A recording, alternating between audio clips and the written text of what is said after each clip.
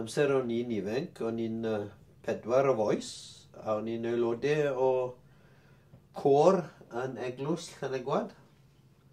A dyma llun i chi o 4 brawd, y Phil y brawd y fanca, ar y chwith, wedyn fi, a Alun, a John y brawd, yn aelodau o côr eglwys Llanegwad.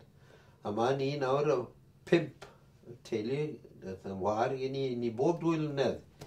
I fi'n 1935, Alun 37, John 39, Phil yr un llia 41, a war wedyn. Fi'n credu mae'n had y mam yn benderfynol gael merch. Yr oson nhw 4 mlynedd a dath Irwen y war. Yna hi myna. 5 o'n ni gyda'n gilydd. Rwy'n wedi tynnu llun yn y tŷ. Oedd yn beth mowr prynu bod rwy'n yn dod i'r tŷ i tynnu llun ni. Yna chi a gwisgoedd rwy'n wedi wneud y dillad na ni gyd. A fel o'n i'n gweud, o'n i mwy na thebyg oedd y rai gyda'n frodyr, o'n i wedi gwisgo nhw cyn ni, o'n i'n paso nhw lawr o un i'r llall.